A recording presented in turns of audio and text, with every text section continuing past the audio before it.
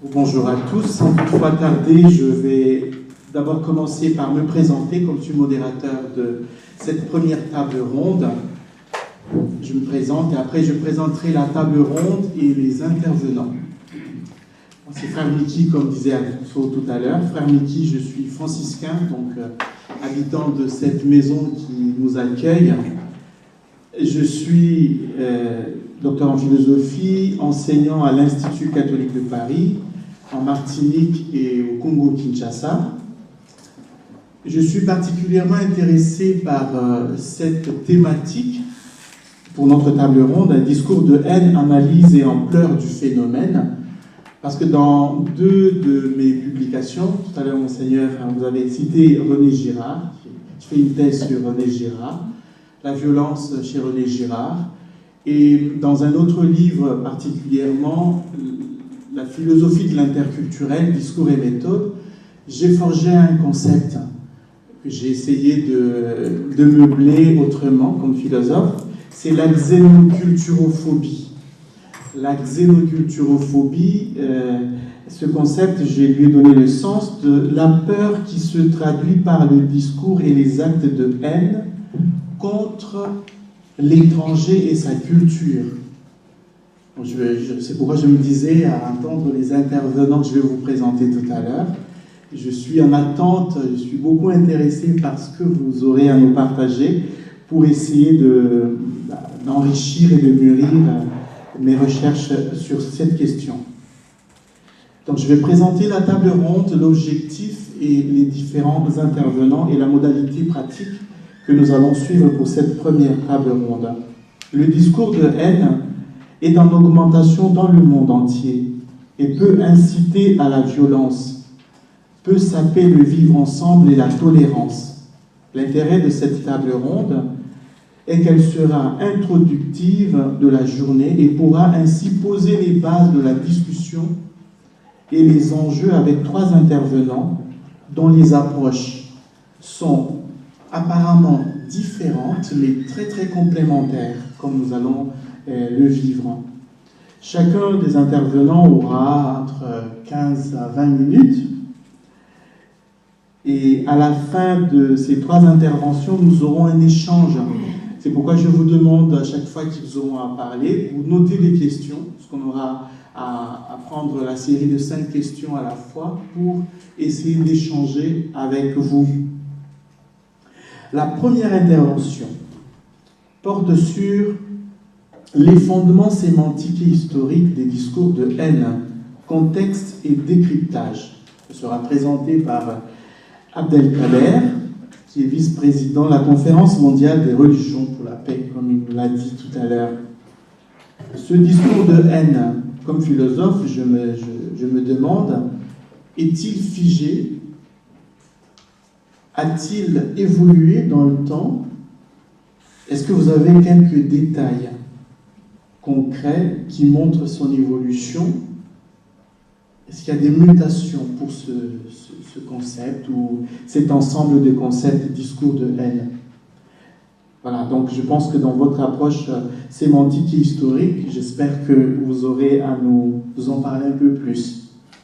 La deuxième intervention porte sur la liberté d'expression, un enjeu juridique qui sera présenté par Nicolas Bonal. Je rappelle que Nicolas Bonal, vous êtes président de la chambre criminelle de la Cour de cassation Paris. Votre approche typiquement juridique expliquera comment le droit encadre la liberté d'expression et juge les abus de celle-ci.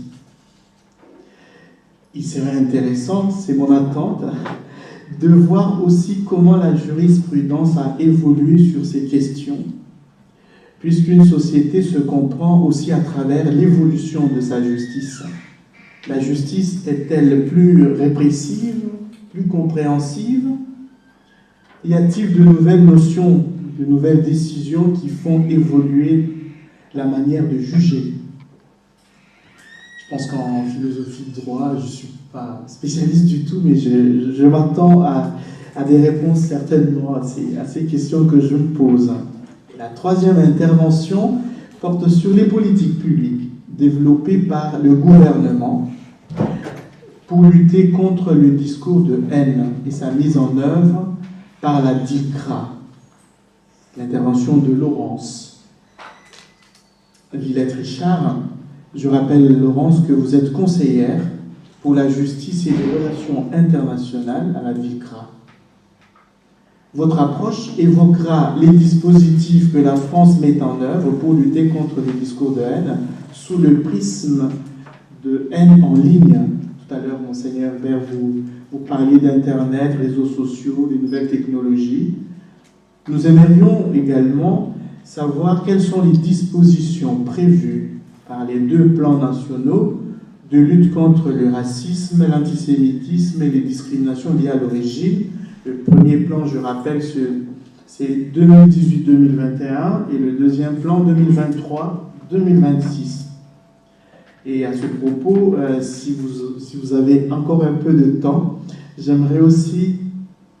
aimerions vous entendre sur l'émission de la DICRA et surtout le lien avec l'Europe, au niveau européen. Donc nous allons écouter tour à tour nos intervenants. Notons les questions, je vous le disais tout à l'heure, et on pourra revenir sur vos questions après leurs interventions. Donc j'accorde la parole à Abdelkader. Merci beaucoup, frère Miki. Merci pour cette ouverture. Je vais partager avec vous quelques éléments simplement.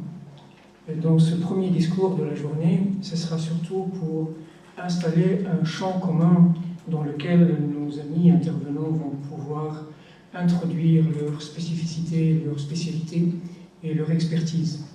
Donc moi je vais simplement faire un certain nombre d'ouvertures, quelques invitations à la réflexion et aussi poser quelques problématiques tout en essayant de répondre aux questions difficiles de frère Miki. Notamment l'évolution du discours de haine. Il est évident que les mutations sociales que nous connaissons, que nous avons constatées nous-mêmes de notre vivant, ne serait-ce que dans les 2 dernières décennies, montrent que tout discours a connu une certaine évolution, une certaine transformation. Jadis, les discours de haine étaient véhiculés d'abord par les caravanes commerciales, mais aussi par toute forme de commerce, et ils étaient aussi distribués par des pamphlets qu'on distribuait sous le manteau, et aussi véhiculés dans les assemblées, mais il se trouve que depuis quelque temps, une personne peut toucher des centaines de milliers, voire des millions de personnes par un simple clic. Ce qui veut dire que les discours de haine ont pris une telle ampleur, ils sont d'une telle capacité de nuisance, tout en étant issus d'un instrument de diffusion qui peut être constructif et instructif et très intéressant. C'est ce qui fait l'ambivalence et la difficulté. Une autre difficulté, c'est la définition même du discours de haine et sa caractérisation. Pour le signifier, on utilisera des mots simplement. Les mots issus de la langue ont une étymologie ou un arrière-plan qui n'est pas celui du temps réel et de l'action réelle, et certainement pas celui du ressenti de la personne qui le reçoit.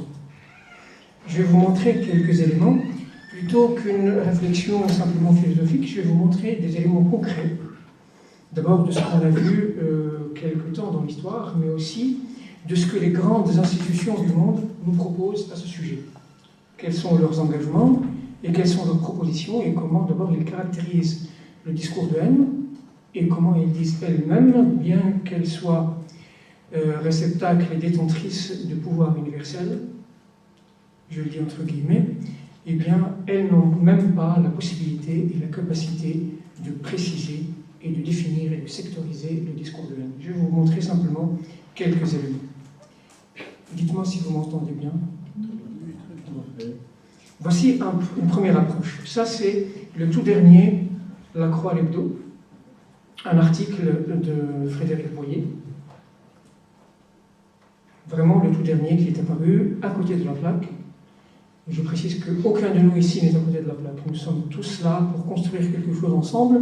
Et lui, justement, on va dire, il pose déjà le principe qu'une personne qui recherche la fraternité dans un monde en tiraillement, où il y a une dissension, où il y a une telle adversité, il a le sentiment, chaque jour, d'être à côté de la plaque. Par exemple, cet article, je vous en ai pris une petite sélection. Et je ne ferai ceci tout le temps pendant mon propos. Je vous montrerai visuellement des choses pour que vous ayez vraiment le référent et la référence. Voici un aperçu de son article. Il incite à réfléchir à ce sujet. Le refuge de peur et parfois d'abjection que constitue la haine de l'autre. Voici déjà une première caractérisation très intéressante. Il situe la haine de l'autre, et donc par-delà le discours de haine, dans en réalité un refuge de peur. Je suis bien d'accord avec lui parce que souvent, bien souvent, ceux qui tiennent un discours de haine, parfois, ils ont peur simplement. Et cette peur est issue d'un engrenage et aussi d'une méconnaissance et d'une ignorance de l'autre. Bien sûr, parmi eux, il y a des gens pervers dont on parlera tout à l'heure, mais bien souvent, c'est l'incompréhension, c'est la méconnaissance, c'est l'absence de la rencontre et du dialogue et de la découverte de l'autre et de sa richesse spirituelle, intellectuelle, philosophique et humaine qui conduit à une disparité d'approche. Regardez en bas, il donne un peu son souhait, que je partage. J'aimerais simplement demander ce qu'il restera de nous si nous versons tous dans la violence et le rejet comme seule réponse à nos inquiétudes. Nous pouvons partir d'emblée en accordant un crédit de confiance à la personne, en disant que ce sont ces inquiétudes qui mènent à un discours parfois disproportionné, un discours de haine. Bien sûr, il y a des gens qui ont préconçu un rejet de l'autre culturel et ont préconisé un choc des civilisations et un croisement des divergences, mais ce n'est pas toujours le cas. Je vais donc passer aux grandes institutions en étant, si vous le voulez bien, très schématique et très rapide sur chacun des aspects, parce qu'il y aurait tellement de choses à ouvrir. Je vais parler des Nations Unies. Que dit l'ONU au sujet du discours de haine? C'est l'un des aspects essentiels de l'action des Nations Unies. Et sur divers aspects, il y a beaucoup d'ateliers et beaucoup de commissions qui travaillent sur ce sujet. Voici ce que dit le secrétaire général des Nations Unies. Et ce n'est pas pour rien, j'en dirai un mot. Le discours de haine est une sonnette d'alarme. Plus il sonne fort, plus la menace de génocide est grande. Il précède et favorise la violence. On pourrait penser un instant qu'il exagère un peu. On parle simplement de discours de haine, d'invectives, d'insultes, et lui il parle de génocide. Eh bien si, l'histoire l'a montré. Ici à Paris même, en 1572, il y a eu la nuit de la Saint-Barthélemy, un massacre de 6000 personnes en une nuit, justement, issu de discours de haine, diffusé, partagé, colporté. Bien sûr, il y avait des calculs politiques, il y a toujours des calculs politiques.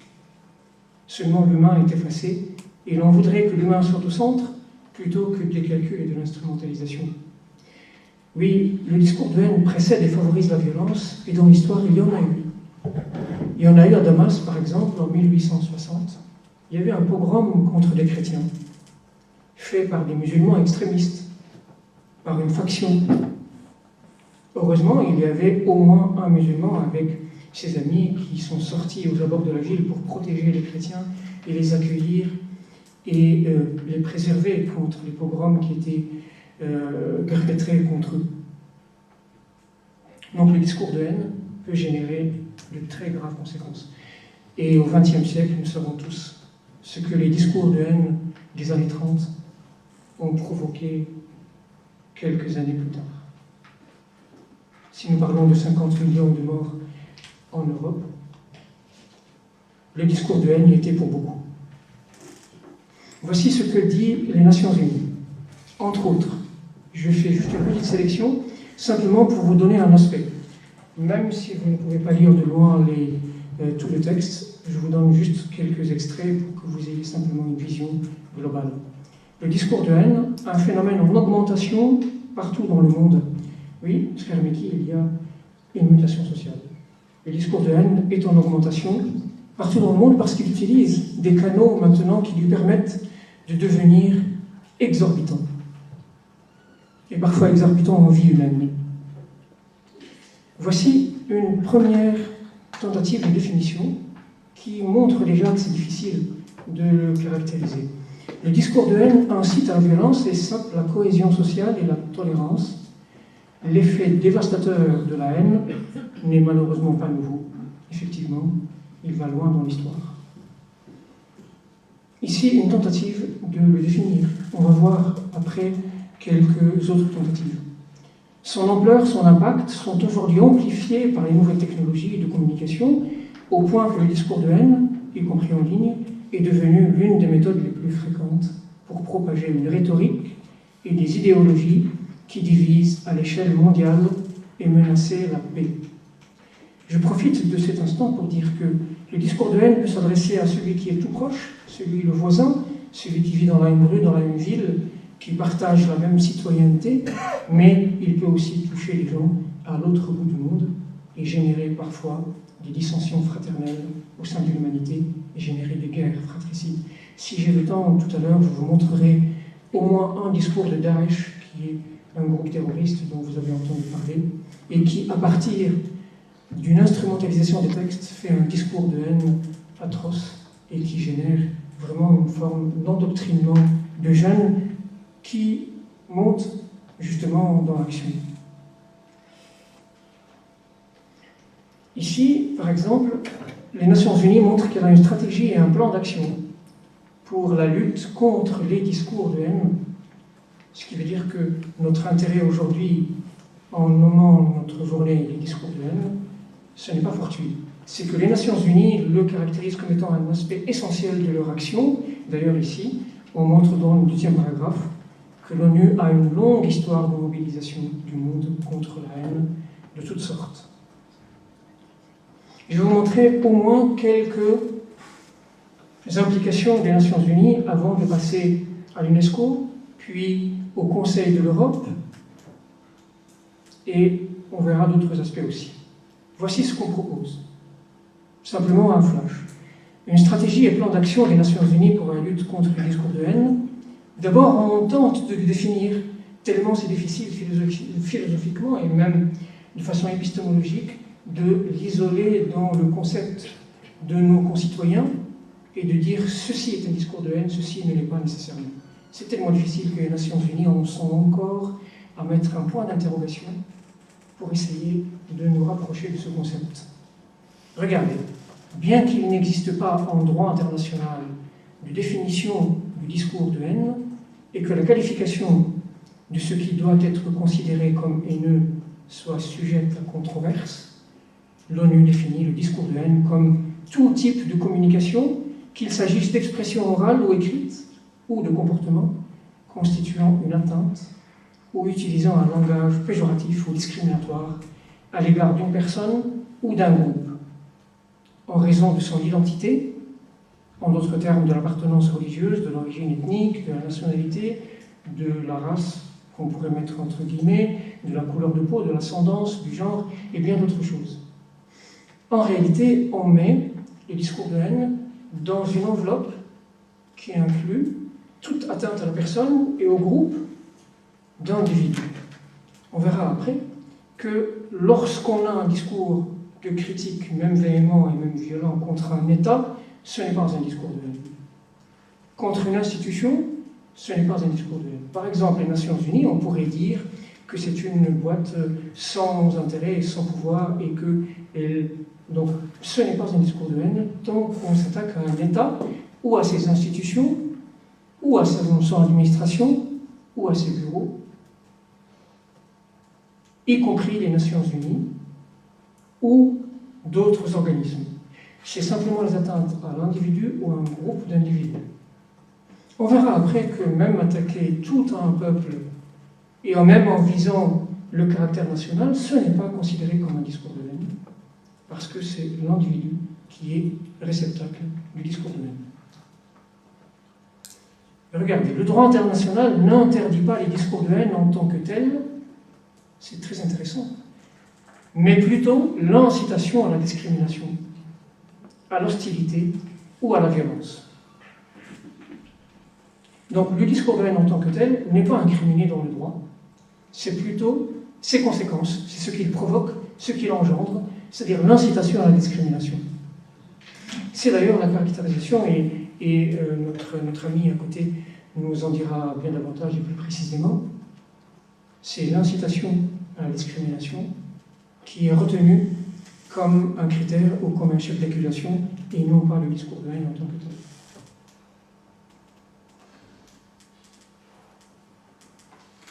Une vision stratégique des Nations Unies.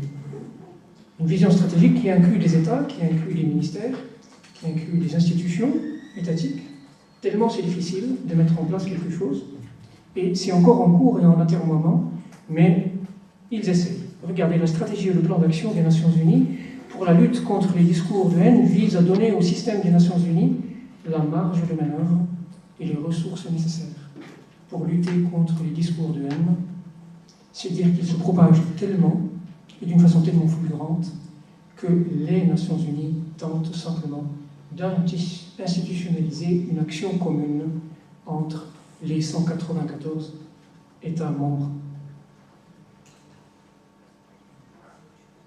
États membres de l'Assemblée générale, y compris un État observateur. Des principaux engagements des Nations Unies, nombreux, très nombreux, si nombreux que je ne vais pas vous les citer ici. Et c'est pour vous dire qu'il y a un engagement sérieux, mais on attend réellement du concret. Je vais passer à un autre aspect. C'est que les Nations Unies suivent un modèle pédagogique dans la compréhension des discours de haine, dans la définition, dans l'explication. Et c'est essentiel parce que c'est une question d'éducation. Il faut une éducation à la paix, une éducation au discours, une éducation aux propos, et c'est essentiel pour qu'une paix soit possible, une paix sociale soit préservée. Regardez la façon pédagogique dont les Nations Unies le présentent, en 3 aspects pour le définir d'une façon ludique et proche. Dans le premier aspect, on essaie de dire sous quelle forme les discours de haine s'expriment. Dans le deuxième aspect, on essaie de cibler les aspects essentiels de sa manifestation, c'est la discrimination, les discours péjoratifs, et donc ils font 2, déjà, catégories essentielles, 2 axes des discours de haine, les discours discriminatoires et les discours péjoratifs. Les discours péjoratifs qui sont autant d'insultes, qui sont autant de discrimination envers la personne, que moi je peux dire en tant que citoyen, mais le juriste le dira autrement. Le discours péjoratif qui est dénigrement n'est pas caractérisé comme discriminatoire et donc ne peut pas être retenu, n'est pas recevable comme un chef d'accusation et comme ne peut pas engendrer des poursuites. Et puis, le troisième aspect, ce sont les différents discours de haine, comme s'attaquant aux facteurs d'identité, l'appartenance religieuse, l'origine ethnique, etc. Alors, je vais passer rapidement à un autre aspect, l'UNESCO. L'UNESCO, comme les Nations Unies, s'engage toujours dans une approche éducative. C'est le propre de l'UNESCO, justement. Une approche ludique. Ce qu'il faut savoir sur les discours de haine, on essaie d'expliquer, c'est l'éducation, justement, non pas au discours de haine, mais à la lutte contre les discours de haine. C'est l'éducation à la paix, l'éducation à la fraternité, en quelque sorte, qui permet d'outrepasser cette tendance de l'être naturel pour qu'il passe à l'être de culture, à l'être fraternel. Et encore, on essaie de définir qu'est-ce qu'un discours de haine, point d'interrogation, pour au moins que la personne humaine, le citoyen, où qu'il soit, puisse avoir accès à un aspect qui est justement par essence évolutif, et il prend tellement d'ampleur par les mutations qu'il est difficile à cerner. Regardez, je vais aller un peu plus vite. L'UNESCO essaie de définir aussi une stratégie et un plan d'action en se référant aux Nations Unies, et il définit les facteurs constitutifs de l'identité comme étant la cible essentielle et principale des discours de haine. Il arrivera maintenant, par exemple ici, que les Nations Unies fassent, avec l'UNESCO, des commissions parrainées par des États, ce qu'on appelle des ateliers, des commissions ministérielles, organisées dans différents États, notamment celui-ci à Rabat, où ont été adoptés, par exemple, en 2011 et 2012, c'est le Haut Commissariat des droits de l'homme, un plan d'action, justement, qu'on appelle le plan d'action du rabbin, pour justement la lutte contre les discours de haine et l'incitation à la discrimination, à l'hostilité ou à la violence. Ce qui signifie que c'est par l'action commune et l'action diffuse de tous les États membres que des choses peuvent être possibles. Ce n'est pas d'en haut que ça vient, c'est dans la structure de la base et du citoyen et de l'engagement de chacun que quelque chose peut être possible. Je vais un peu plus vite. Le Conseil de l'Europe, que dit-il? Le discours de haine, ça c'est simplement pour vous donner un aspect, mais je vais vous présenter, ça c'est pour que vous ayez un visuel, pour que vous voyez. Le Conseil de l'Europe parle du discours de haine en le mettant en vis-à-vis de la liberté d'expression. Et ça, je fais juste une petite ouverture à mon collègue qui va suivre pour qu'il précise les choses. Moi, je fais une première ouverture. Que dit le Conseil d'Europe au sujet du discours de haine versus, ici, comme vous allez le voir, expression de haine ou discours de haine. Et là, c'est la Cour européenne des droits de l'homme qui parle. Je reviens ici, donc. Le Conseil de l'Europe, au sujet du discours de haine, il donne des orientations. Je vous les ai résumées en deux. Mettre en conformité les législations et les pratiques pour qu'elles soient efficientes en réalité, pour qu'elles soient cohérentes avec la Convention européenne des droits de l'homme et développer un consensus en faveur d'instruments européens. Si je vous montre ceci, c'est pour vous dire que la lutte contre le discours de haine n'est pas régionale, n'est pas locale, elle doit l'être, même auprès du juge de conciliation, du juge de proximité, mais aussi à l'échelle globale, mais aussi à l'échelle européenne, et que les institutions sont déjà, d'ores et déjà, partie prenante. Le Conseil de l'Europe, par exemple, essaie de définir le discours de haine à partir de ce qu'il n'est pas, par exemple. Et ça, c'est un discours très intéressant, épistémologique, qui montre la chose à partir de ce qu'elle ne saurait être. Le discours de haine n'a pas de définition précise en termes de droits de l'homme internationaux. Très intéressant. C'est une expression utilisée pour décrire un discours général extrêmement négatif et constituant un risque pour la paix sociale. Ce paragraphe, je vous le montre simplement pour vous dire que l'individu qui est justement la cible du discours de haine a parfois beaucoup de difficultés à faire valoir son ressenti parce que le plaignant a la charge de la preuve et il a beaucoup de mal à apporter la preuve qu'il a subi un discours de haine et même à expliquer le fondement de sa plainte, et elle devient uniquement une complainte. Donc, la suite, ce sont les explications. C'est le comité des ministres dont je vous parlais tout à l'heure, qui aussi s'élargit à d'autres pays. Le Conseil de l'Europe et le comité des ministres, ils donnent des recommandations. Ces recommandations ont été adoptées, d'ailleurs, il y a 1 an tout juste, maintenant presque jour pour jour. Très intéressant pour la lutte contre le discours de haine, que vous voyez ici. Et voilà, nous sommes tous appelés à un discernement. Toute personne a droit à la liberté d'expression, article 10, n'est-ce pas, de la Convention européenne des droits de l'homme. Certainement, toute personne a droit à la liberté d'expression, mais où se situe le hiatus entre cette liberté, qui est essentielle, y compris au Conseil de l'Europe, et qui affiche donc sa façade, et la liberté d'expression. Donc, il nous faut une approche thématique, et c'est la seule possible pour faire une dichotomie entre la liberté d'expression et l'expression de haine. Si bien que la Cour européenne des droits de l'homme arrive à dire expression de haine plutôt que discours de haine. C'est ainsi qu'elle peut faire contrepoids à la liberté d'expression qui est un droit essentiel et qu'on ne peut contredire. Regardez le discours de haine de la Cour européenne des droits de l'homme, comment est-ce qu'elle est définie? En 2 temps. La liberté d'expression, pour l'installer, pour la définir, pour lui donner toute sa valeur, dire qu'elle est essentielle et qu'elle est incontournable. 2e paragraphe, pour rappeler que la tolérance et le respect de l'égale dignité nous mènent à un discernement pour aller au-delà du discours de haine, et qu'il faut un discernement, et qu'il faut une réflexion commune, et qu'il faut une action coordonner, y compris pour aller à ce que je vous montre ici, sanctionner, voire prévenir toutes les formes d'expression. On parle d'expression de haine. C'est donc le passage que trouve la Cour européenne des droits de l'homme pour pouvoir juger le discours de haine. Peut-être que je n'aurai pas le temps de faire ça, l'ouverture spirituelle. Frère Mickey, j'ai dépassé le temps, mais il me reste encore 3 heures. C'est encore 1 minute peut-être. Bon, d'accord. Alors je vais passer rapidement cette ouverture spirituelle, mais si vous le souhaitez, je l'ouvrirai. L'ouverture spirituelle constituait simplement 2 mots à dire qu'il y a bien sûr le droit, mais il y a aussi l'appel spirituel, qui est celui de l'éducation, qui est celui de l'esprit, du cœur, du discernement, pour aller au-delà du discours de l'homme. Par exemple, ici, regardez un verset du Coran qui dit que la haine de certains contre vous ne vous incite pas à être injuste.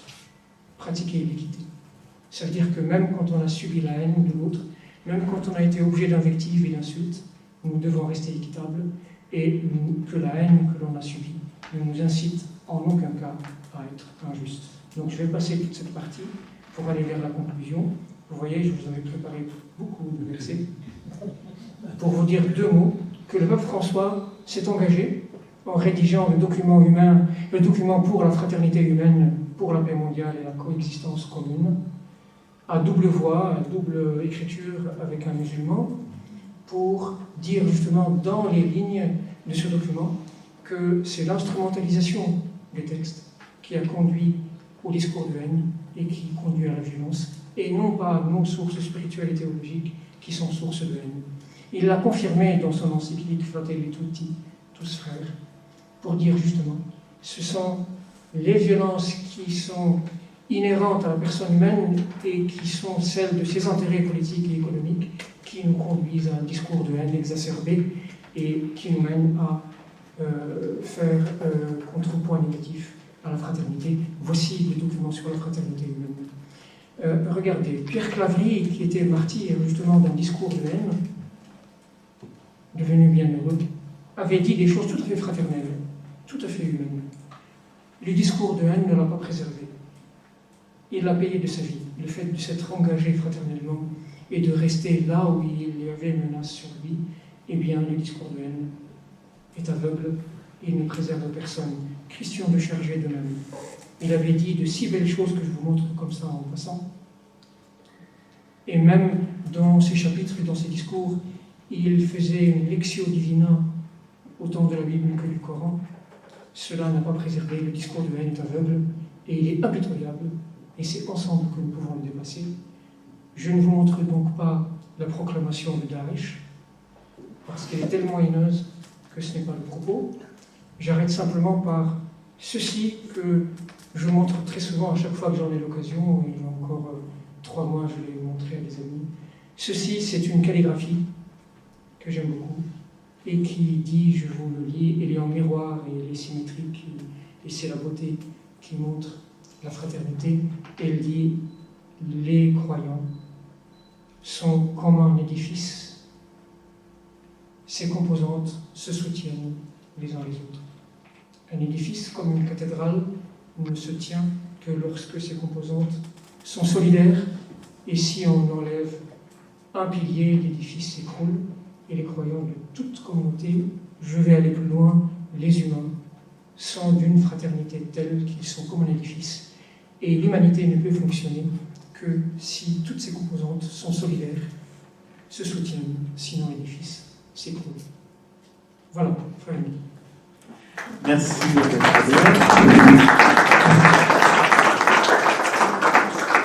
Voilà, comme je vous disais au début, qu'on va enchaîner les interventions pour qu'à la fin, nous puissions avoir le temps d'échange. Donc, je passe la parole à Nicolas.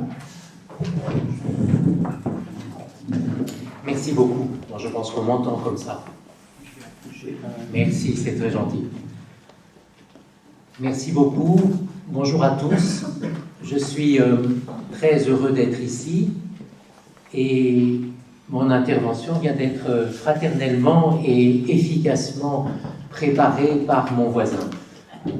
Je suis ici pour vous parler de droit, pour vous parler des règles que s'est donné notre société.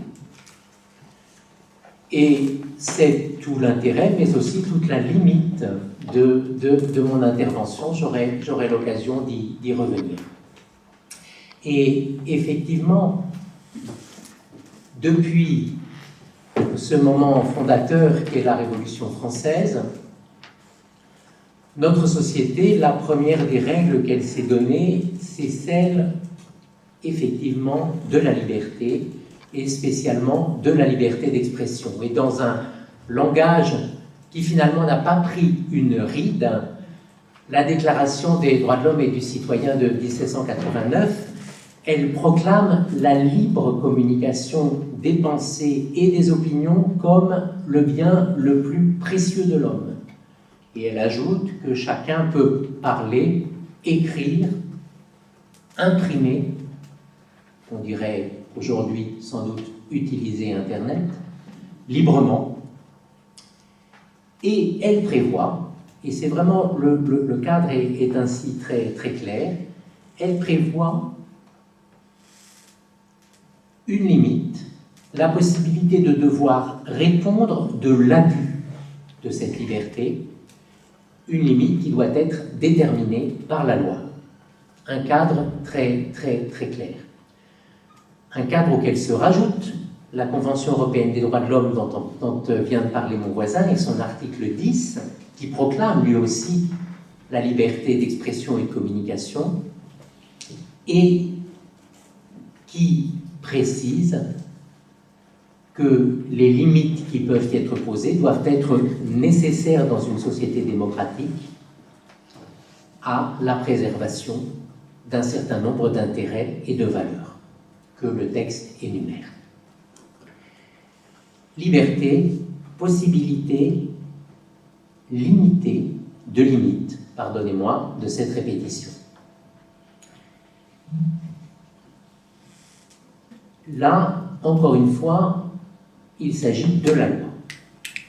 Et ces limites se sont bâties peu à peu, au fil des années et des siècles, puisque je suis parti de 1789, sans d'abord cibler spécifiquement ce qu'il est convenu maintenant de nos jours d'appeler le discours de haine.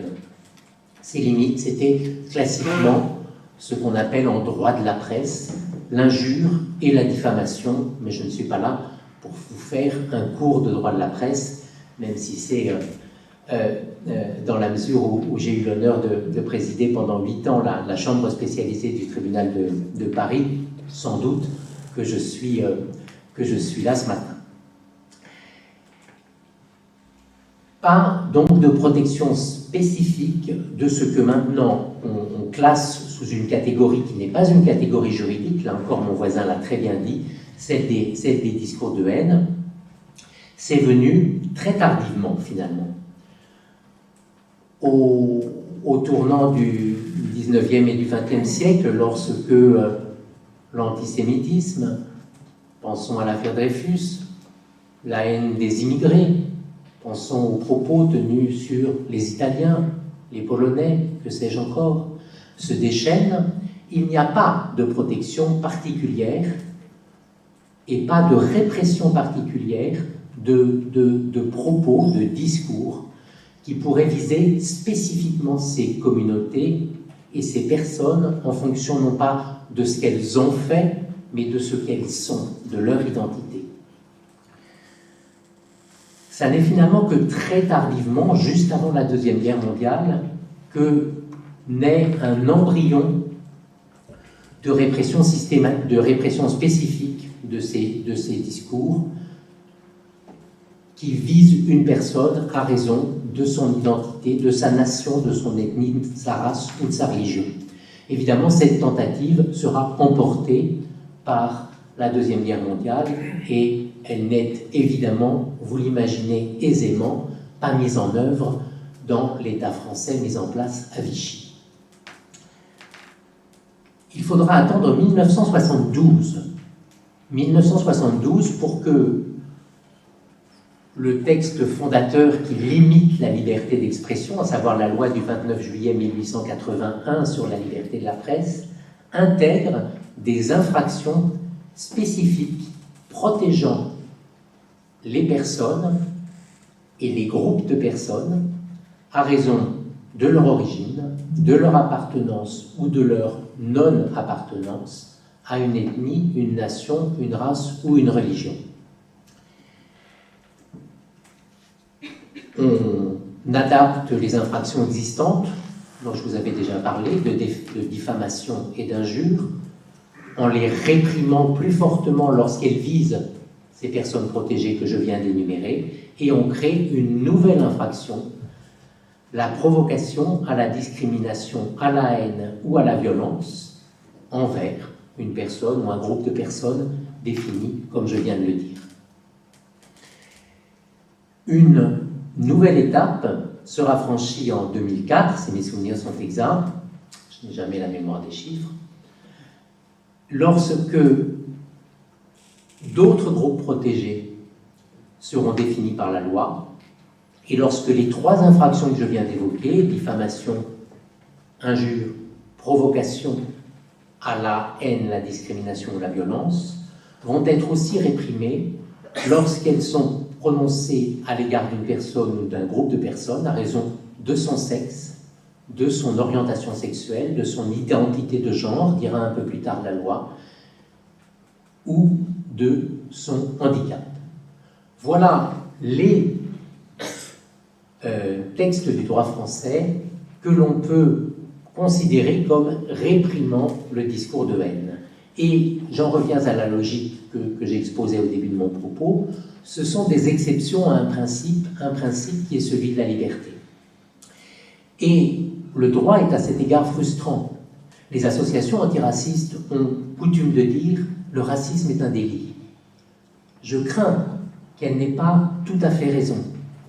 Et que, en dehors de ces trois infractions que je viens de dire, il est des propos empreints d'un vieux fond de racisme qui puissent encore, pour la loi, être exprimés sans encourir de condamnation.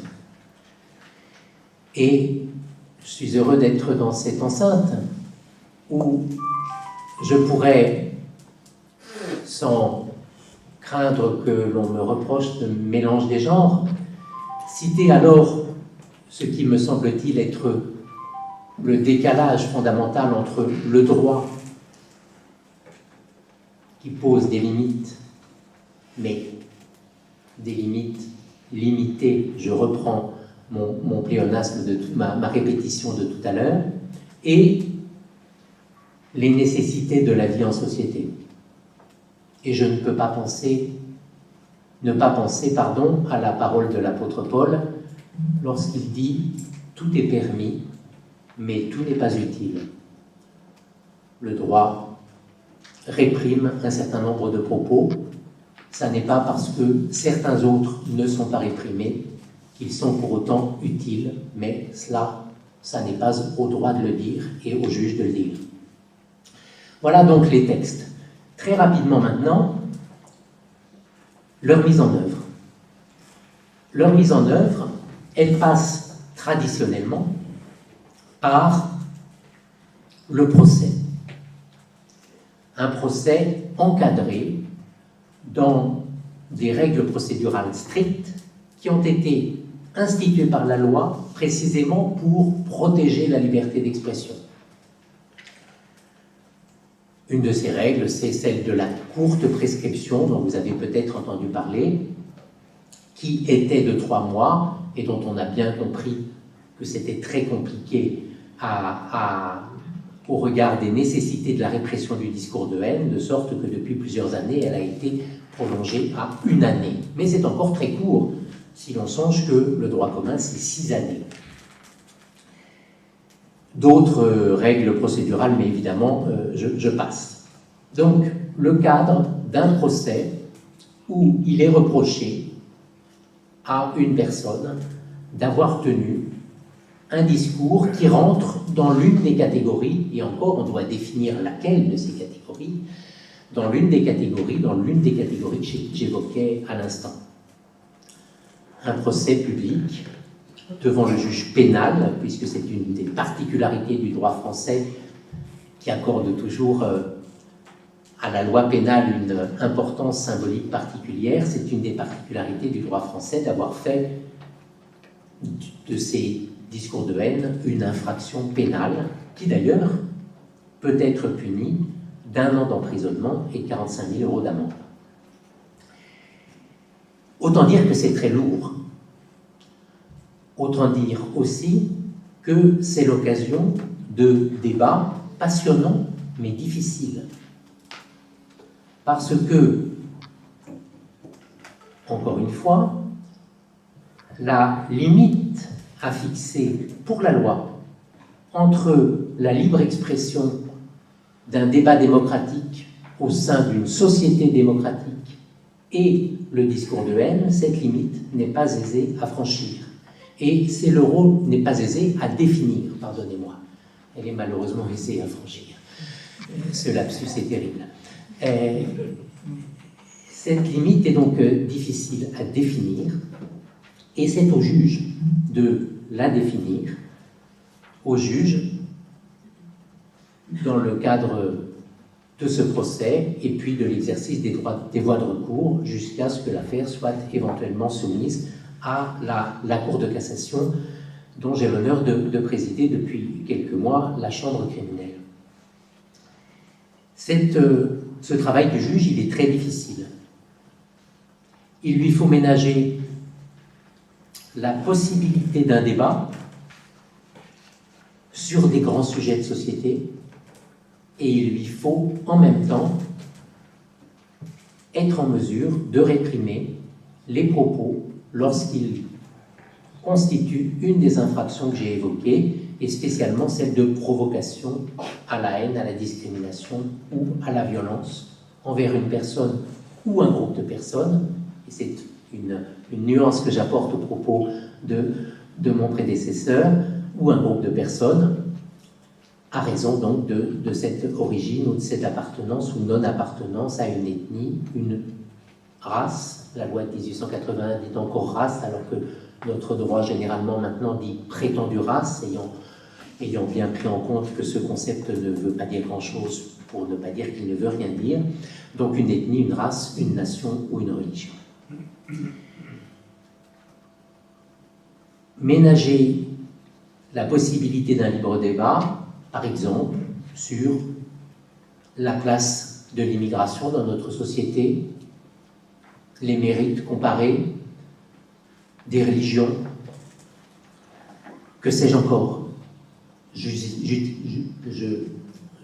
prends des exemples, pardonnez-moi, évidemment, dont vous sentez bien qu'ils constituent des sujets où la limite que j'évoquais tout à l'heure peut être très aisément franchie.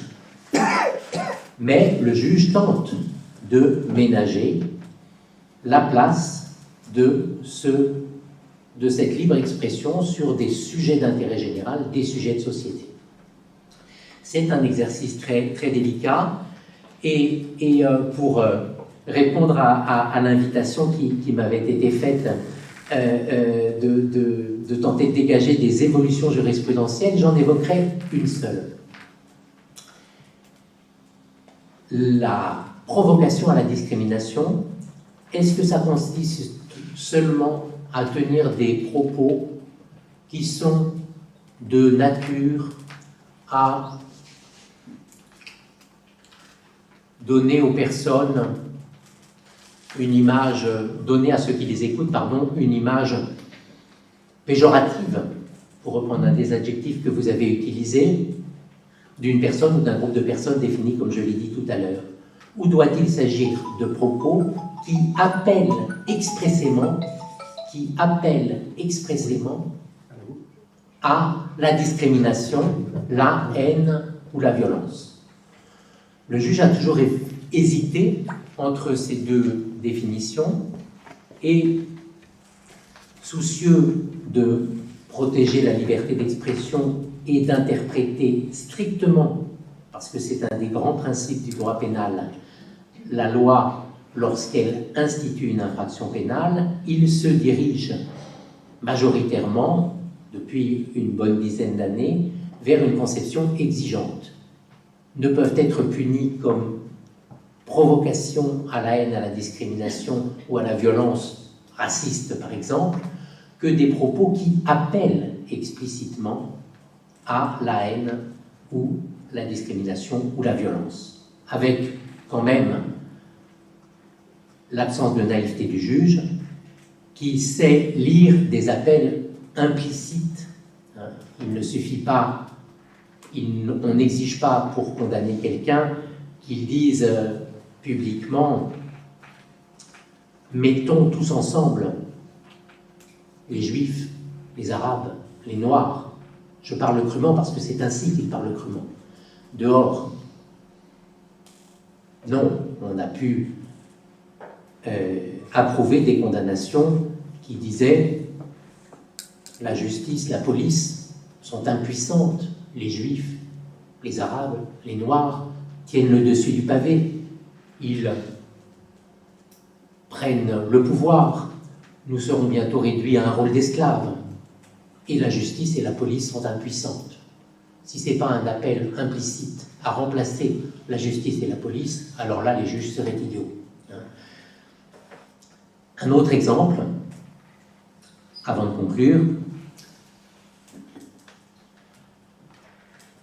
ça a été très bien dit tout à l'heure, les critères posés par la loi protègent les personnes.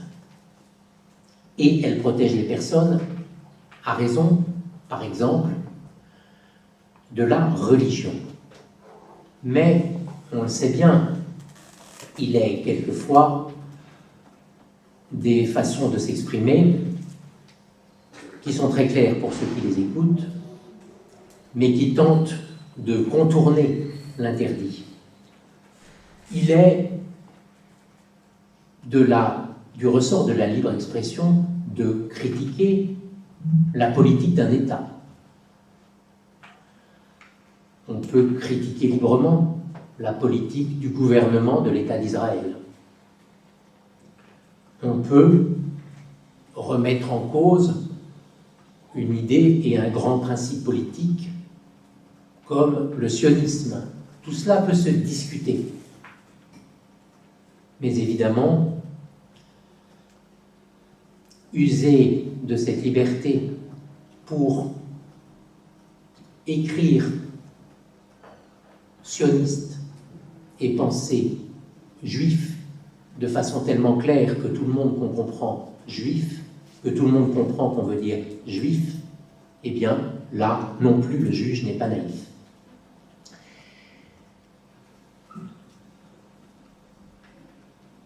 Je voudrais évoquer, puisque mon prédécesseur l'a fait largement, les discussions et les principes qui sont largement débattus dans des enceintes internationales. Il me semble utile de le faire dans ces lieux. Il s'agit de protéger les personnes, cela a été dit très clairement. Les idées, je viens de l'évoquer par l'exemple que je viens de prendre, les idées, elles, les organisations, peuvent être critiquées.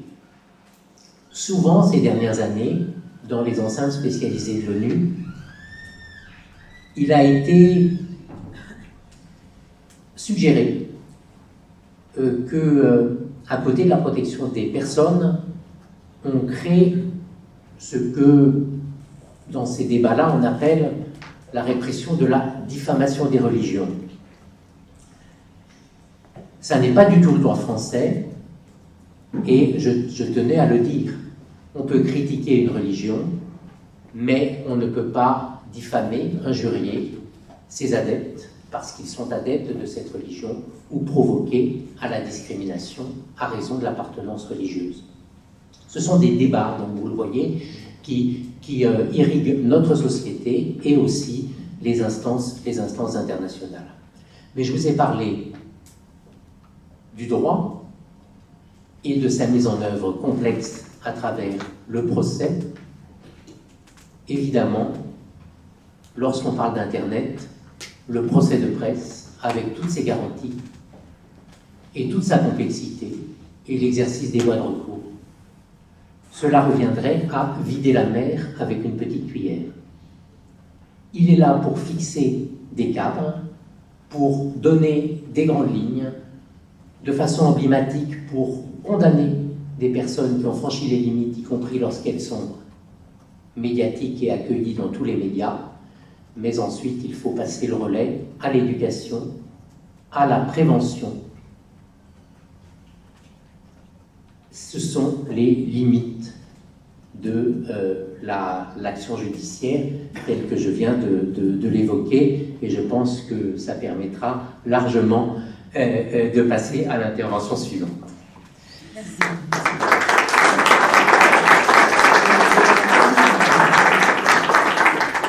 Merci beaucoup. Nous avons déjà entendu des choses très riches. Bonjour à tous. Donc je vais essayer de faire assez bref. Vous avez déjà, je pense, entendu énormément de choses intéressantes. Alors je voulais vous rappeler, faire un petit préambule en vous rappelant que la France est engagée de longue date, au plus haut sommet de l'État, dans une action déterminée de lutte contre le racisme et les discriminations, qu'elles soient fondées sur l'origine, le sexe, l'orientation sexuelle, la nationalité, le handicap ou l'âge, qu'elles soient directes ou indirectes. Elle considère en particulier que le racisme, la xénophobie et l'antisémitisme sont inacceptables au plan moral, minent la cohésion de la société, comme il vient d'être expliqué tout à l'heure par nos deux précédents intervenants, et sont la négation des valeurs républicaines. Dans ce cadre, l'approche française en matière de lutte contre le racisme repose sur le respect de l'égalité entre tous, le respect de la dignité intrinsèque de tous les êtres humains, sans distinction et sans hiérarchisation entre les discriminations, c'est ce qu'on appelle le principe d'universalité, qui sont tout aussi inacceptables. Mais elle n'ignore pas qu'elle doit faire face à de nouveaux défis, comme il vient de vous être expliqué aussi tout à l'heure, du fait de l'évolution des phénomènes racistes et discriminatoires, des défis qui se posent par ailleurs à la communauté internationale tout entière. L'avènement des nouvelles technologies, et plus particulièrement d'Internet, bouleverse nos vies, notre quotidien, notre expression.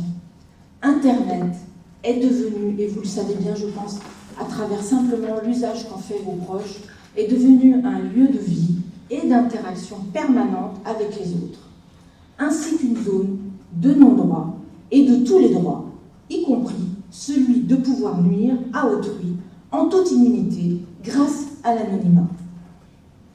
Si Internet a favorisé l'expansion de nouveaux droits, il permet également, malheureusement, comme il a été indiqué tout à l'heure, de provoquer des ravages lorsque des discours de haine y sont véhiculés librement. Pourquoi des ravages? C'est la dose qui détermine le poison. C'est donc la capacité de démultiplication illimitée des messages de n'importe qui, quelles que soient ses intentions, qui est potentiellement génératrice de cette cacophonie d'agression permanente, insupportable pour les victimes de telles attaques. Un constat doit tous nous alerter. Les discours de haine conduisent aux actes de haine. Autrement dit, il y a un continuum entre les mots, ceux proférés sur les réseaux sociaux, à la télévision ou par la galaxie conspirationniste, et le passage à l'acte. La crise du Covid n'a fait que renforcer des phénomènes déjà présents, enfermement algorithmique, modération inefficace de fausses informations ou des discours de haine en ligne par les GAFAM, décuplement des discours et des théories décomplexées, voire complotistes, etc., etc. Or, dans toutes ces théories, on retrouve systématiquement une dimension antisémite, raciste, voire xénophobe, homophobe, etc. En l'espèce, nous sommes face à des messages haineux destinés à faire du mal et à mettre à part ce qui n'est pas tolérable dans notre société. Avec la mobilisation de l'ensemble des services de l'État, en lien étroit avec le monde associatif et la société civile, les autorités françaises, en créant la DICRA, la délégation en charge de la lutte contre le racisme, l'antisémitisme et la haine anti-LGBT en 2012, donc l'ensemble de ces services de l'État, ont donné à voir leur pleine et entière mobilisation dans cette lutte. Les différents engagements pris se sont donc concrétisés, notamment au travers de différents plans nationaux de lutte contre le racisme et l'antisémitisme, la haine anti-LGBT depuis 2016, présentés par les différents gouvernements depuis la création de cette délégation. La DICRA n'a pas de baguette magique pour lutter contre ces phénomènes, qui, s'ils sont visibles, restent heureusement marginaux et doivent le rester.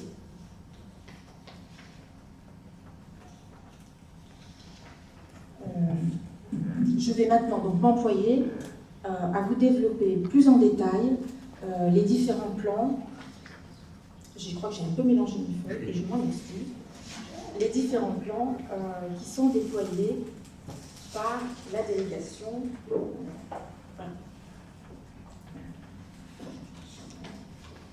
Excusez-moi, je vais reprendre mes premières notes. Une petite pause, ça va vous permettre de souffler un petit peu, je pense. Excusez-moi, encore. Voilà, ça y est. Donc je vous disais, non, nous n'avons pas de baguette magique. Je voulais simplement, pour terminer ce propos introductif, vous rappeler les statistiques publiées par le ministère de la Justice en 2020, où nous avions 955 infractions à caractère raciste commises avec cette circonstance aggravante du racisme, sur un volume en hausse totale de plus de 10% par rapport à l'année précédente, à savoir 2019. Donc on était à 867 infractions en 2019 pour arriver à 955 infractions en 2020, hausse de 10%, et cette hausse se confirme d'année en année. Mais ne nous y trompons pas, même si ces chiffres restent modestes, il s'agit évidemment d'un phénomène qui n'a pas encore donné toute son ampleur, avec cette idée de chiffre noir, c'est-à-dire un phénomène de sous-déclaration qui existe et qui doit bien évidemment être combattu.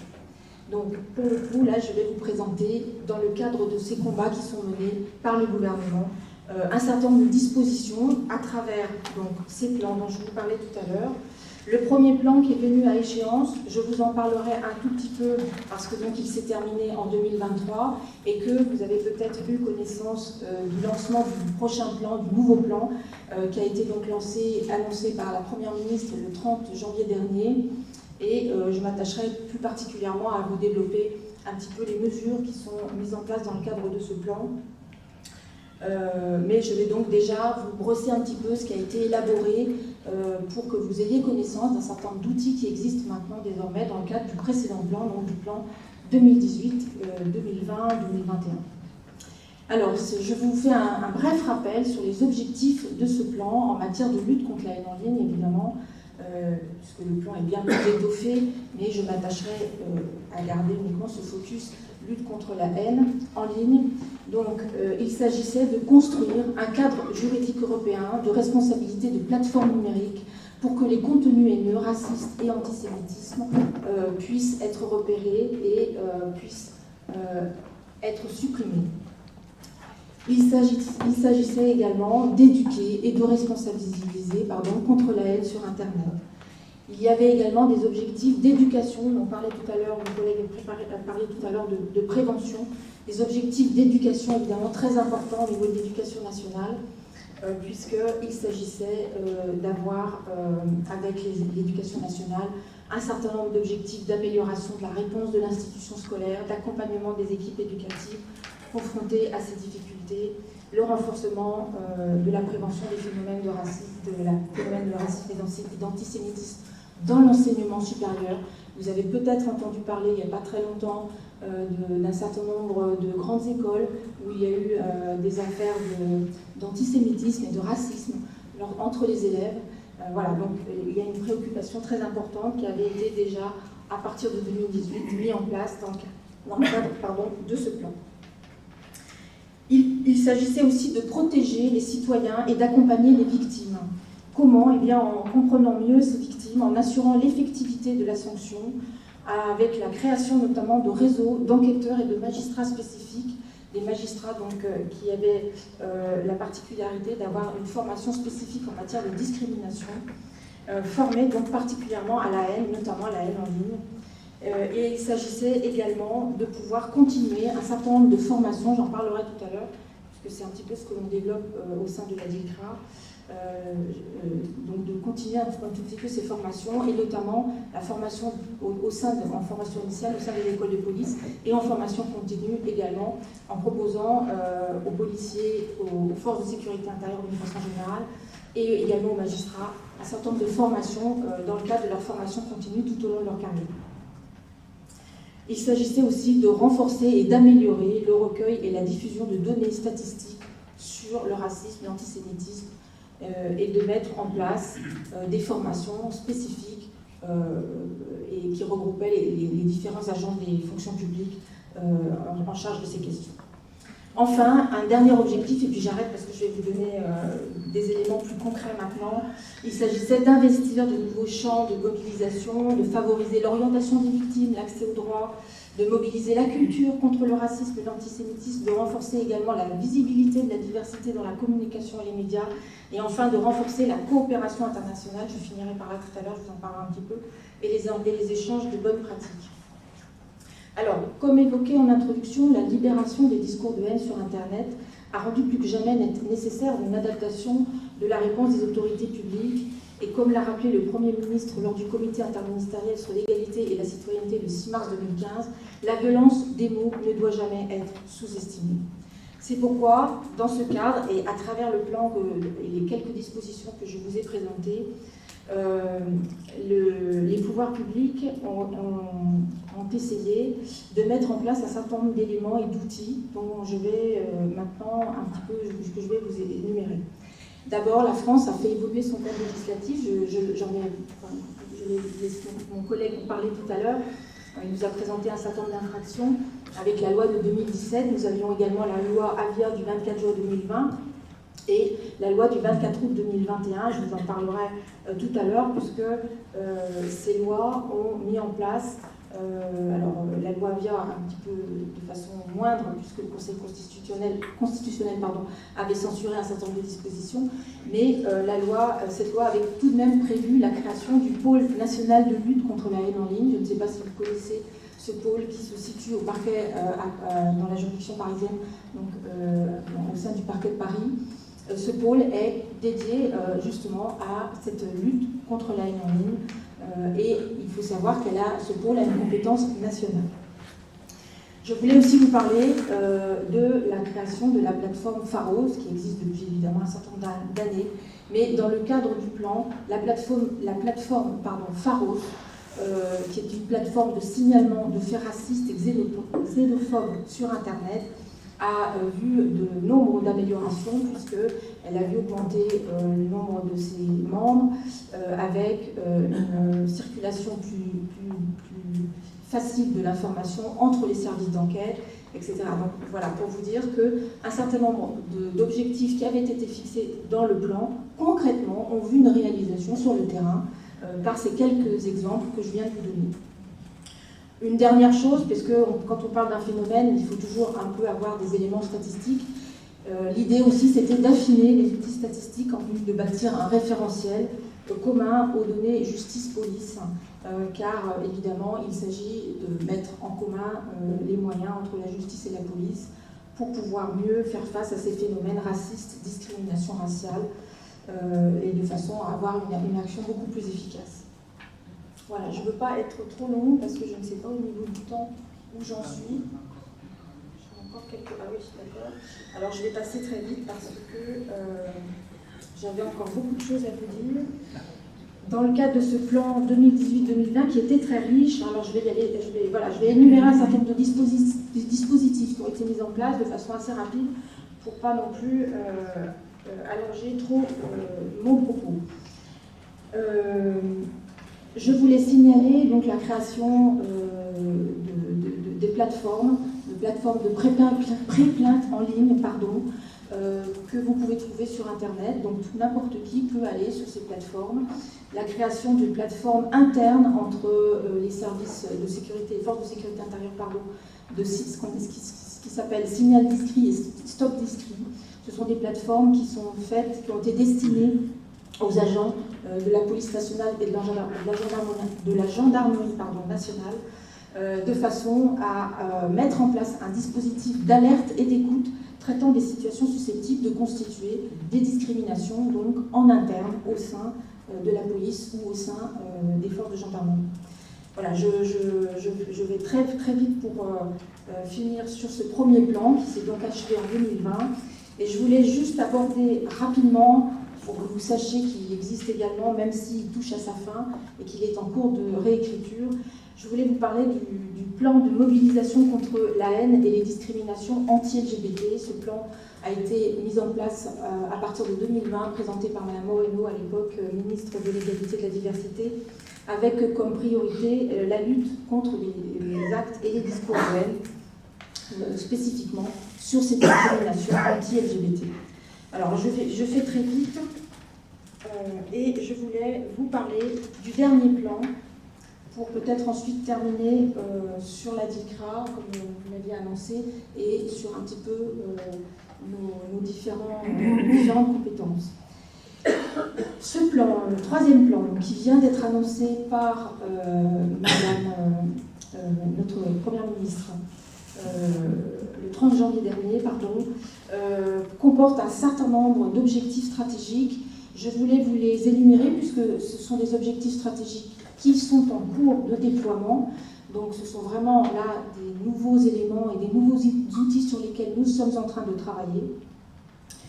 Et dans ce cadre-là, nous avions l'objectif 2, l'objectif de créer de la donnée sur la haine en ligne. Donc vous voyez que de plus en plus les pouvoirs publics affinent ces politiques publiques. Le plan 2018-2020, je vous avais déjà donné un certain nombre d'éléments où on se rend compte qu'il faut intervenir de plus en plus pour avoir une certaine régulation sur Internet. Et maintenant, c'est l'idée vraiment de créer de la donnée parce qu'on veut savoir ce qui se passe et on veut, avant d'agir, on veut vraiment nourrir un certain nombre de travaux. Et par exemple, la création, je vous parlais de la loi Avia en 2020, qui a créé l'observatoire également de la haine en ligne, en même temps que le pôle national de lutte contre la haine en ligne. Cet observatoire donc, est maintenant en pleine activité et au sein de cet observatoire, l'idée c'est de poursuivre et de suivre les discours haineux sur Internet, en particulier sur les réseaux sociaux, afin de lutter contre ce qu'on appelle maintenant la cyberhaine. Donc cet observatoire était dans le cadre d'une recommandation, alors je vais passer la recommandation parce qu'on n'a plus trop de temps, mais cet observatoire, simplement pour vous dire, a 3 objectifs. Le premier objectif, c'est d'analyser et quantifier les contenus haineux en ligne. Le deuxième objectif, c'est de suivre l'évolution de la haine en ligne pour mieux comprendre son fonctionnement. Et le troisième objectif, c'est de partager les informations des différents acteurs concernés, publics et privés. Donc, considérant l'ampleur de cette tâche, cet observatoire comprend une 50aine de membres, dont la DICRA, avec des représentants de grands opérateurs du numérique, des associations, des administrations, comme évidemment la DICRA, mais aussi d'autres associations qui viennent pour enrichir encore la réflexion. Alors, je ne sais pas si au niveau du temps, je pense que... Sur vos missions et le lien avec l'Europe. Donc j'arrête là parce que j'avais encore beaucoup de dispositions dans le cadre de ce nouveau plan, j'en suis désolée. Je vais juste vous donner quelques titres, simplement pour vous évoquer un petit peu vers quoi on s'oriente.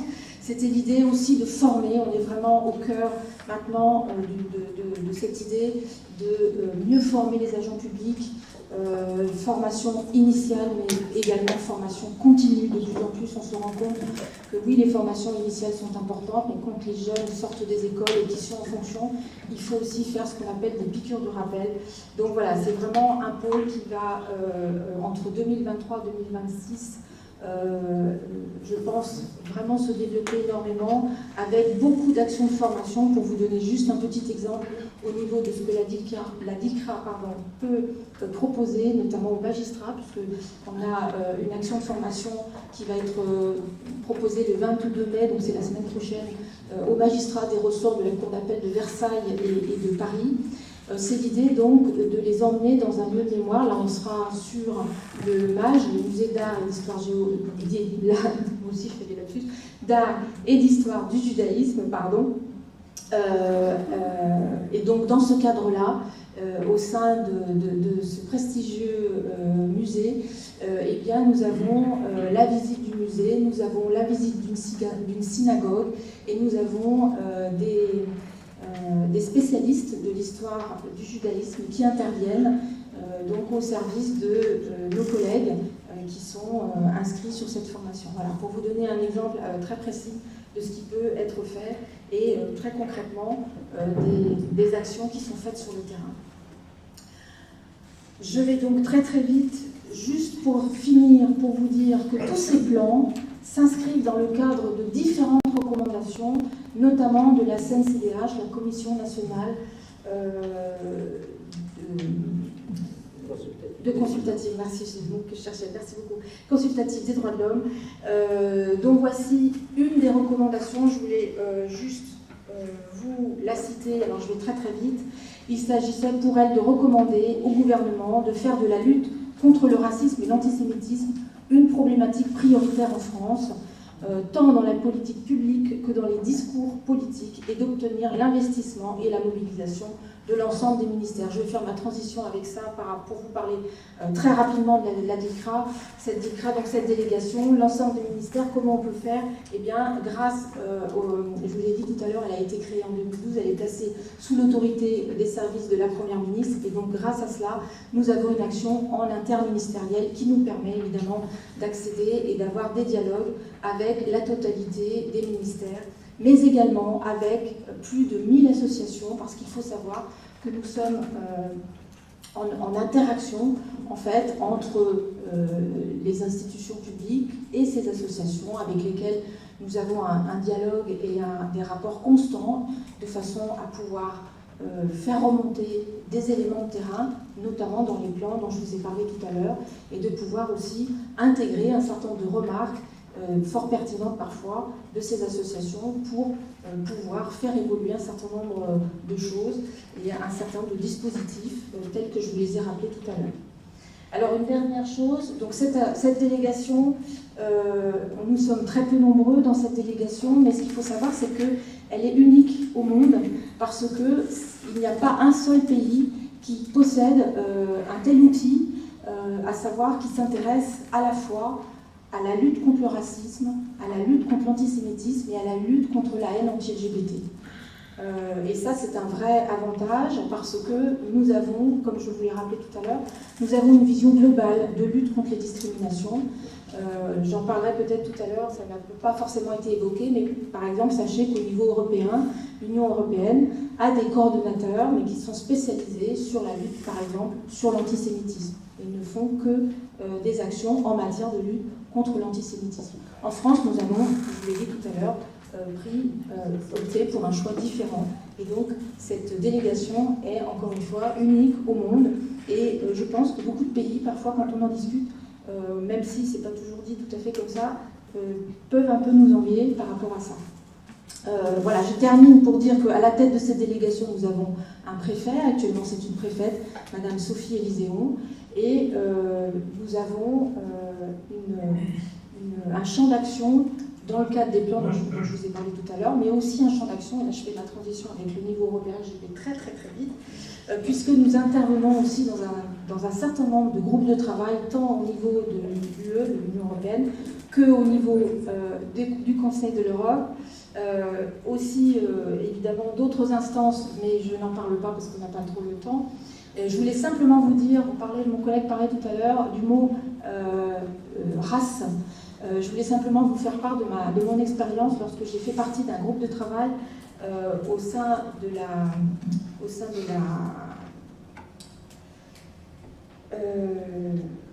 je cherche mon mot, ça d'accord, pardon, de la... Attendez, excusez-moi, j'ai du mal. Le Conseil de l'Europe, merci. Au sein du Conseil de l'Europe, excusez-moi, vraiment. Donc nous avons fait partie d'un groupe de travail au sein de ce qu'on appelle, dans le Conseil de l'Europe, le comité directeur sur l'antidiscrimination, la diversité et l'inclusion. Je fais vite et rapide parce qu'il y a un titre un peu plus long, mais c'est pas grave. Donc ce comité directeur, il est spécialisé pour orienter, ce que vous disiez tout à l'heure, orienter les travaux intergouvernementaux du Conseil de l'Europe en vue de promouvoir l'égalité pour tous. Et dans ce cadre-là, j'ai fait partie d'un groupe de travail sur l'élaboration d'une directive qui s'agissait donc de donner une définition du discours de haine. Donc nous étions 46 États et nous avons discuté pendant à peu près une semaine pour trouver une définition juridique, tant que faire se peut, hein, parce qu'elle n'est pas, c'est une définition plus de travail au niveau de son application, en tout cas en France. Mais en tout cas, c'était l'idée, entre juristes de tous les pays présents, de pouvoir se mettre d'accord sur une définition. Et sachez qu'à cette époque, il y avait la Fédération de Russie. Et pour vous donner un petit exemple de discussion que nous avons pu avoir avec eux, par exemple, eh bien, tout à l'heure, on parlait du mot race. Effectivement, maintenant, dans la loi, le législateur ne prend plus le mot race, mais prend maintenant le mot prétendue race. Et nous avons discuté avec la Fédération de Russie pendant plus de 2 jours pour pouvoir non pas utiliser le mot race, mais utiliser le mot prétendue race. Et je peux vous dire que nous avons fini par gagner de haute lutte. Je ne vous dirai pas tout à fait, voilà, j'ai pas trop le temps de rentrer dans les détails, mais nous avons vraiment eu des discussions extrêmement sévères puisque nous avons été confrontés à des visions diamétralement opposées, notamment du côté de cette fédération de Russie qui, pour l'instant, ne fait plus partie d'ailleurs du Conseil de l'Europe, donc les discussions sont déjà beaucoup plus faciles. Voilà, je termine comme ça. Voilà, en vous remerciant d'avoir suivi. Alors, je tiens à remercier tous les intervenants. Comme je le disais au début, que vos interventions seront diversifiées, mais on se rend compte qu'il y a beaucoup de complémentarité. Déjà, vous entendre parler, vous passiez des termes, des concepts qui permettaient que nous puissions avoir une liaison entre vos interventions. Je vous en remercie. Elles sont riches, complémentaires, mais elles laissent quand même quelques questions aux interventions. Alors, pour encore enrichir davantage nos interventions, nous allons prendre une série de 5 questions. Donc, il y a un micro, vous donnez juste votre prénom et vous posez la question. Comme ça, nos intervenants, ils vont prendre les questions et ils y répondront tout à l'heure. Oui, bonjour Vincent Pilet, merci beaucoup pour vos exposés. Ma question pour M. Bonal. Vous avez débuté votre exposé par 1789. Je voulais savoir votre point de vue sur est-ce qu'il y a la même symétrie liberté d'expression versus abus de cette liberté dans la Déclaration universelle des droits de l'homme. Merci.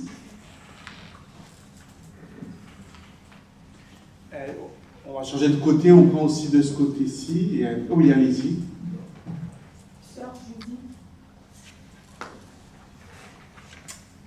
Sœur Judith, sœur de Saint François d'Assise, j'ai 2 questions. La première, c'est par rapport aux interventions de M. Kader et Nicolas. Ils ont, à mon petit niveau de compréhension, j'ai du mal à vraiment appréhender la nuance dont M. Nicolas parlait par rapport, lorsqu'on porte des préjudices ou bien des demandes ou bien des accusations par rapport aux institutions et par rapport à l'individu. Donc, je n'ai pas trop bien cerné cette nuance-là. Et la seconde question, c'est pour Madame Laurence. Merci pour votre engagement dans la DICRA. Ma question, c'est comment vous arrivez à évaluer la portée de vos actions si bien établi. Voilà, merci. Alors, on prend de ce côté aussi une question et après, on va échanger un peu. Oui, j'ai retenu la première phrase. Le discours de haine est un refuge de la peur. Question par rapport au lobby, notamment par rapport à la DICRA. Notamment dès qu'il y a un discours de haine par rapport à LGBT, théorie du genre, quand quelqu'un veut réfléchir dans un sens contraire, tout de suite on lui dit qu'il ne respecte pas l'autre, mais dans le sens inverse, il n'y a pas vraiment de respect. Je connais des gens qui ont des petits-enfants qui se transforment en hommes. Voilà, c'est vraiment très compliqué parce que si on pense autrement, on n'est pas respecté. Pareil, la compagne de M. Jospin, quand elle a voulu intervenir dans une université, est-ce que c'était pour la PMA, j'ai oublié, mais elle a eu les portes fermées. Une dernière question de ce côté, parce que le timing est très serré pour moi. Oui, merci. Moi, c'est Jeannette. Ma question, merci pour vos interventions que je trouve très riches. Ça rejoint et séduit vraiment l'artisan de paix. Mais ma question, c'est qu'il y a eu une crise de confiance dans les institutions. Or, vous avez évoqué de belles stratégies, mais comment mobiliser, fédérer pour atteindre ce but qu'est la paix? Merci. Peut-être une dernière question, monsieur, au fond, et puis après, on va passer à la réponse. Oui, je voudrais poser la question de la différence entre les discours et les textes. Parce que je sais bien que c'est les discours de haine, mais que deviennent la question des textes, ne serait-ce qu'à travers Internet. C'est-à-dire que, est-ce qu'au fond, tout s'arrête dans un discours de haine quand la personne qui l'a prononcé ou écrite est morte, ou est-ce que éventuellement il y a des éléments mémoriels, ou dans des textes, y compris des textes religieux, des éléments très importants auxquels on peut se référer pour avoir un discours présentiel, actuel. Autrement dit, tout est-il dans la parole ou comment peut-on réagir à partir des textes? Voilà, nous laissons aux intervenants de répondre. Certainement qu'il y a des questions qui sont restées, on aura des ateliers, on aura d'autres tables rondes. Je suis désolé que je ne prenne pas toutes les questions. Donc, nous avons juste 6 minutes pour les réponses. Désolé encore de massacrer le temps. Vous prenez les questions. Je peux juste dire un mot très, très rapidement. La Déclaration universelle des droits de l'homme, elle énumère un certain nombre de droits et sans prévoir particulièrement, selon la logique de la Convention européenne, des exceptions à ces droits, mais elle crée des équilibres. Et chaque droit se contrebalance l'un l'autre. Juste une autre chose aussi, l'important effectivement dans le système national français, c'est que ce sont les personnes qui sont protégées. Hein, c'est vraiment ça qui compte, les personnes ou les groupes de personnes. Bon, maintenant, effectivement, les institutions, les religions, les systèmes de pensée, eux, ne le sont pas.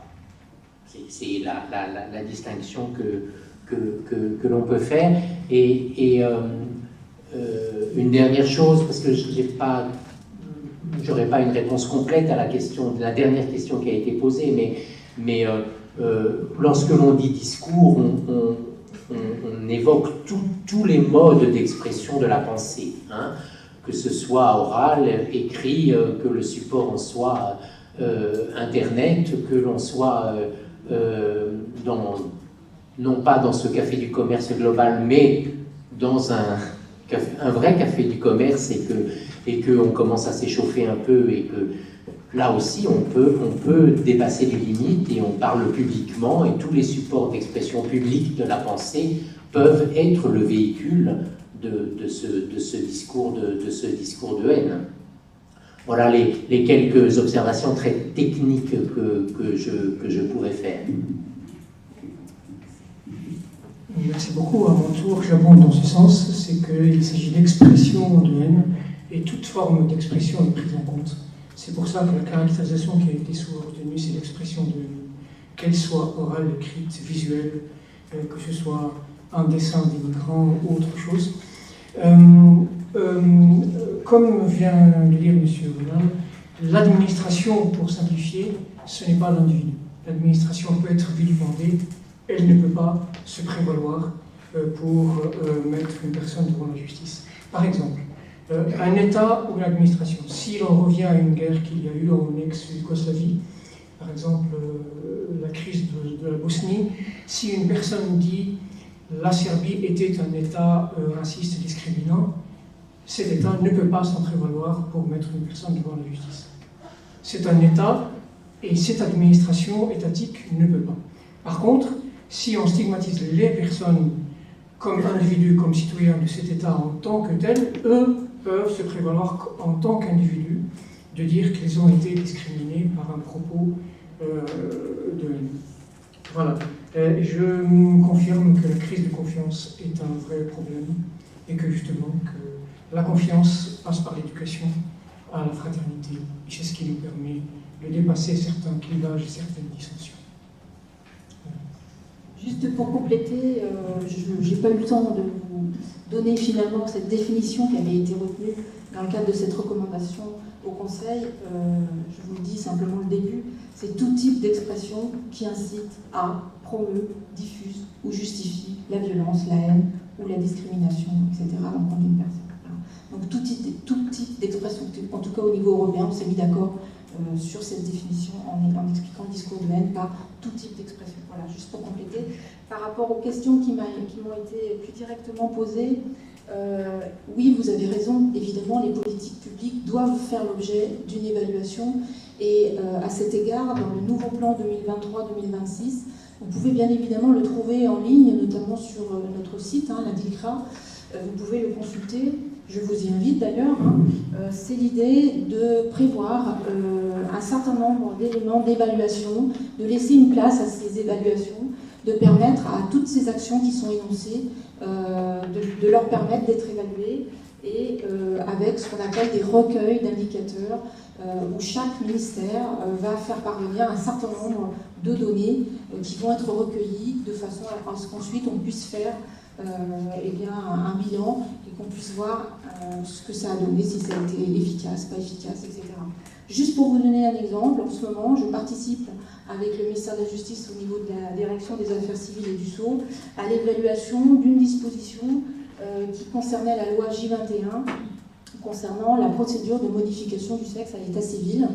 Et dans le cadre de cette évaluation de cette loi, nous avons, pour l'instant, nous procédons à des auditions d'un certain nombre de personnes, d'experts, d'associations, de magistrats, d'avocats, de façon à pouvoir justement rendre un rapport et permettre à tout le monde de voir si cette politique, en fonction des éléments que nous allons recueillir, si cette politique, si cette loi est efficace, quelles sont ses limites, et voir concrètement qu'est-ce qu'on peut encore améliorer ou pas, qu'est-ce qui a fonctionné ou qu'est-ce qui ne fonctionne pas. Voilà. Juste deux mots encore, je crois. Le respect, oui, bien sûr, vous avez raison, c'est bien évidemment compliqué, mais c'est aussi, je le disais tout à l'heure, c'est un phénomène très global. Ce n'est pas qu'une catégorie de personnes qui sont parfois irrespectueuses. On parle beaucoup d'incivilité sur la route, par exemple, ne serait-ce que ça. Ça ne concerne pas une certaine catégorie de personnes. Donc ça, c'est sûr que ce sont je pense qu'on partage tous ce constat. L'idée, ça passe, je pense, effectivement par l'éducatif, l'éducation, l'échange, le fait de promouvoir des valeurs. Je pense aussi que l'idée d'échanger sur des valeurs peut être aussi extrêmement efficace. Mais bon, voilà, ce sont des pistes. Une dernière chose, je voulais dire qu'aujourd'hui, pour moi, me semble-t-il, c'était un petit peu ma conclusion, mais je n'ai pas le temps de la dire, donc j'essaie de la glisser ici. une piste, c'était de considérer maintenant que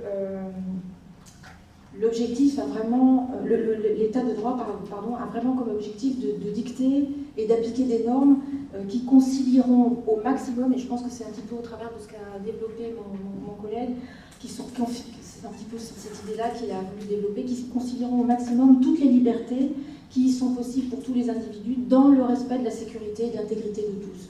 Hein, c'est un petit peu cette idée-là.